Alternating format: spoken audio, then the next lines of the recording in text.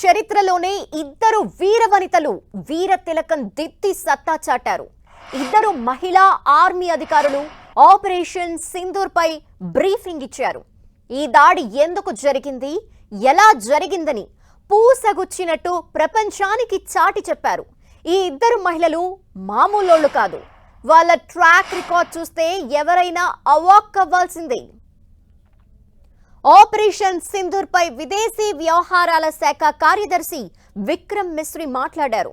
ఇదే press meet కి ఇద్దరు మహిళలు, ఒకరు ఆర్మీ, ఒకరు ఎయిర్ ఫోర్స్ యూనిఫామ్ లో అటెండ్ అయ్యారు. వారిద్దరూ ఎవరనే ఆసక్తి అందరిలోనూ నెలకొంది. వారిలో ఒకరు కల్నల్ సోఫియా ఖురేషీ, ఇంకొకరు wing commander Vyomika Singh. Colonel Sofiya ఖురేషీది గుజరాత్. ఆమె తాత భారత సైన్యంలో సేవలందించారు. తండ్రి కూడా కొన్ని సంవత్సరాల పాటు సైన్యంలో పనిచేశారు. ఈ నేపథ్యంలో సోఫియాకు చిన్న వయసు నుండే సైన్యం అంటే అనుబంధం ఏర్పడింది. 1999లో ఆఫీసర్స్ ట్రైనింగ్ అకాడమీ ద్వారా సైన్యంలోకి అడుగుపెట్టారు. భారతదేశంలోని వివిధ ప్రాంతాల్లో, ముఖ్యంగా తీవ్రవాద వ్యతిరేక ప్రాంతాల్లో సిగ్నల్ రెజిమెంట్లలో సేవలందించారు. సోఫియా ఖురేషీ సాధారణ అధికారి కాదు. ఆమె భారత సైన్యంలో సిగ్నల్స్ కార్ప్స్ లో కల్నల్ ర్యాంక్ లో ఉన్నారు. 2016 మార్చిలో ఆమె ఎక్సైజ్ ఫోర్స్ 18లో సైన్య బృందాన్ని నడిపిన మొదటి మహిళా అధికారిగా చరిత్ర సృష్టించారు. ఈ విన్యాసం భారతదేశం ఆతిథ్యమిచ్చిన అతిపెద్ద విదేశీ సైనిక విన్యాసంగా పరిగణించబడుతుంది. ఈ కార్యక్రమంలో ఏషియన్ సభ్య దేశాలతో పాటు భారతదేశం, Japan, China, Russia, United states, Korea, New Zealand, Australia వంటి దేశాలు పాల్గొన్నాయి. ఈ విన్యాసంలో 18 బృందాలు పాల్గొన్నాయి. వీటిలో సోఫియా ఖురేషీ ఒక్కరే మహిళా అధికారిగా బృందాన్ని నడిపారు.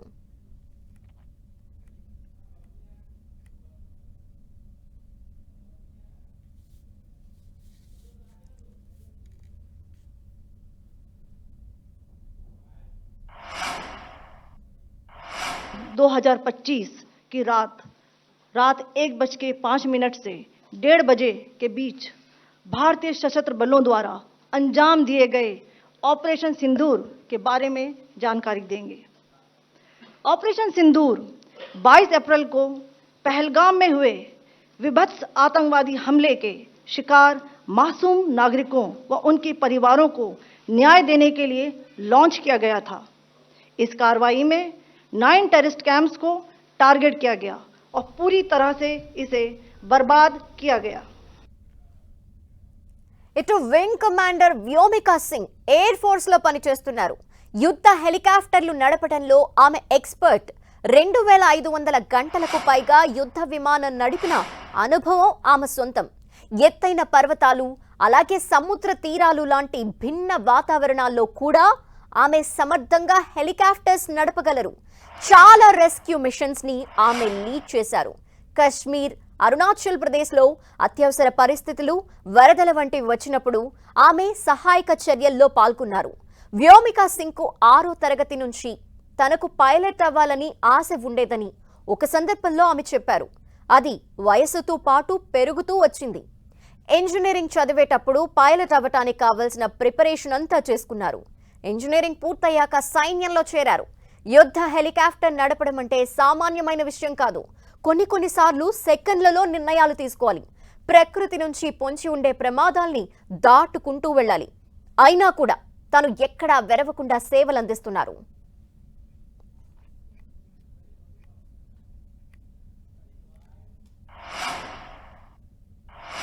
Over the last 3 decades, Pakistan has systematically built terror infrastructure.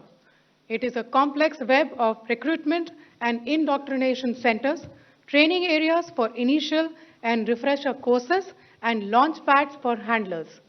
These camps are located both in Pakistan as well as Pakistan-occupied Jammu and Kashmir areas. Some of the well-known training camps are located, as you can see on the screen. They are distributed from Savai Nala in the north, counting to approximately 21, ending at Bhagalpur to the south.